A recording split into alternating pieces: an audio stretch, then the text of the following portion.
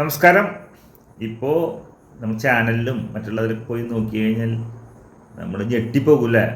നമ്മൾ ഓരോ സംഭവങ്ങൾ ഒന്നുമില്ലാത്തവരും ഒരു ബന്ധമില്ലാത്തവരൊക്കെ നടന്മാരുടെ പേര് പറഞ്ഞ് വരികയാണ്. ഈ സമയത്ത് ആരോടെങ്കിലും ദേഷ്യം ഉണ്ടെങ്കിൽ അവനെ അടിച്ച് തകർക്കാൻ ഉപയോഗിക്കാൻ പറ്റാവുന്ന വലിയൊരു സംഭവമാണ്. അതായത് പെണ്ണുങ്ങൾക്ക് ലേഡീസ് അതായത് ഫീമെയിൽ ആയിട്ടുള്ള നടികൾക്ക് നടികളെന്നൊന്നും പറയാൻ പറ്റില്ല, ഒരു സിനിമയിൽ പോലും അഭിനയിക്കാത്ത ഓരോ പെണ്ണുങ്ങൾക്ക് പോലും നടന്മാരെ എന്ത് വേണമെങ്കിൽ പറയാമെന്നുള്ളൊരു സമയമാണ് ഇപ്പോൾ ഉള്ളത്. അപ്പോൾ എല്ലാ ഉണ്ടനും അടകോടനും ആയിട്ടുള്ള ലേഡീസ് എല്ലാവരും ഇറങ്ങി തിരിച്ചിട്ടുണ്ട്. ഒരു ലേഡി ഇപ്പോൾ വന്നിട്ട് ഒരു വീഡിയോ ഞാൻ കണ്ടതാണ്. ഒരു കോഞ്ഞാട്ട പോലത്തെ ഒരു സാധനം, അമ്പീസ സാധനം, അത് വന്നിട്ട് പറയാണ് മമ്മൂക്കയുടെ ഒരു സിനിമ ബ്ലസ്സി സാർ സംവിധാനം ചെയ്യുന്ന സിനിമ, മമ്മൂക്ക നായകനായിട്ടുള്ള സിനിമയിൽ ഒരു ക്യാൻസർ പേഷ്യൻ്റ് ആയിട്ടുള്ള ഒരു അഭിനയിക്കണമെന്ന് പറഞ്ഞിട്ട് ഒരാൾ ഫോൺ ചെയ്ത് പറഞ്ഞപ്പോൾ ആ ലേഡിയുടെ പല ഭാഗങ്ങളും കട്ട് ചെയ്തു തന്നു. വണ്ണം കുറയ്ക്കാൻ വേണ്ടിയിട്ട്, വളരെ ക്യാൻസർ പേഷ്യൻ്റായിട്ട് അഭിനയിക്കേണ്ടത് കൊണ്ട് തടി കുറയ്ക്കണം എന്ന് പറഞ്ഞപ്പോൾ അത് മമ്മൂക്കയായിട്ടും ബ്ലസ്സിയായിട്ടൊന്നും യാതൊരു ബന്ധമില്ല. പക്ഷെ പേര് അവർ പോസ്റ്ററിൽ അടിച്ച് വെച്ചിട്ടുള്ളത് ശ്രദ്ധിക്കാൻ വേണ്ടിയിട്ട് മമ്മൂട്ടിയുടെ പേര് എഴുതി വെച്ചിരുന്നു. മമ്മൂട്ടി സിനിമയിൽ അഭിനയിക്കാൻ വേണ്ടി എന്നൊക്കെ പറഞ്ഞു.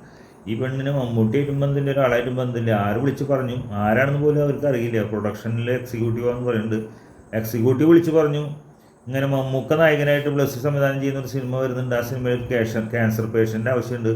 അപ്പോൾ ആരെങ്കിലും താല്പര്യം ഉണ്ടെങ്കിൽ വണ്ണം കുറഞ്ഞൊരു യുവതി, അതായത് ക്യാൻസർ പേഷ്യൻ്റായിട്ട് അഭിനയിക്കുമ്പോൾ അറിയാലോ, ആ കോലത്തുള്ളൊരു വളരെ ക്ഷീണിതയായിട്ടുള്ളൊരു വേഷത്തിലാണ് വേണ്ടത് എന്നൊക്കെ പറഞ്ഞപ്പോൾ ഇവർ ഒന്നും എടുത്ത് ചാടി ഒരു കാര്യം ചിന്തിക്കാതെ ഇവരവരുടെ മാംസളമായുള്ള ഭാഗങ്ങളൊക്കെ കട്ട് ചെയ്തുകൊണ്ട് സിനിമയിൽ അഭിനയിക്കാൻ പോയി എന്നൊക്കെ പറഞ്ഞു കഴിഞ്ഞാൽ നമുക്ക് ചെകിളാമ ഒരെണ്ണം കൊടുക്കണ്ട പെണ്ണിൻ്റെ.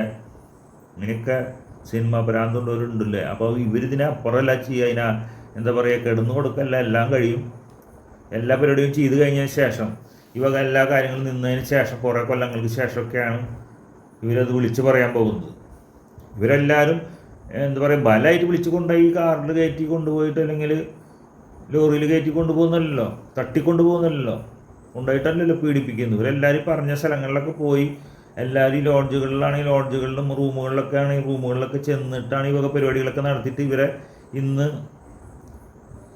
എടുത്താൻ നോക്കുന്നത്. അപ്പോൾ സിദ്ദിഖിൻ്റെ കാര്യമായാലും പറഞ്ഞിട്ട് കാര്യമൊന്നുമില്ല. ശരിക്കും പറയുകയാണെങ്കിൽ സിദ്ദിഖൊക്കെ ഇതിൻ്റെ ആൾക്കാർ തന്നെയാണ്. ഗ്രൂസ് ഇടാക്കാൻ ഇതിൻ്റെ പരിപാടി കീഞ്ചൽ വീരന്മാരാണ്, കോഴികൾ തന്നെയാണ്.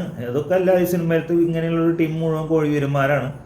അതൊക്കെ ശരി തന്നെ. പക്ഷേ ഇതിനൊക്കെ നിന്ന് കൊടുത്ത് എല്ലാ കാര്യങ്ങളും ചെയ്തതിന് ശേഷം, എല്ലാ പരിപാടിയും ഒപ്പിച്ചതിന് ശേഷം കുറച്ച് വർഷങ്ങളൊക്കെ കഴിഞ്ഞപ്പോൾ ഇങ്ങനൊരു സംഭവം വന്ന സമയത്ത്, ഇങ്ങനൊരു വിഷയങ്ങളൊക്കെ വന്ന സമയത്ത് എന്നെ അന്ന് അങ്ങനെ ചെയ്തിട്ടുണ്ട്, ഇന്ന് ഇങ്ങനെ ചെയ്യുന്നുണ്ടായിരുന്നു എന്നൊക്കെ പറഞ്ഞിട്ട് വരുമ്പോൾ ഇവിടെയുള്ള സിനിമ നടന്മാരെ എല്ലാവരും ഉള്ളിലേക്ക് പോകേണ്ടി വരുന്നതാണ് തോന്നുന്നത്. ഉള്ളിൽ പോകേണ്ടി വരില്ല, അല്ല, അവർ ചടപ്പിക്കാൻ പറ്റും, വളരെ മോശമാക്കാൻ പറ്റുമെന്ന് മാത്രം. അപ്പോൾ സിനിമയിലുള്ള മലയാള സിനിമയിൽ അഭിനയിക്കുന്ന ആരൊക്കെയാണ് അവരെല്ലാവരും ഇപ്പോൾ മരിച്ചു പോയ ആൾക്കാരുടെ പേര് പോലെ, മാമുക്കോയുടെ പേര് പോലെ, പാവത്തിൻ്റെ പേര് പറയുന്നുണ്ട്. അങ്ങനെയാണെങ്കിൽ ഇപ്പോൾ എല്ലാവരും പേരും പറയും.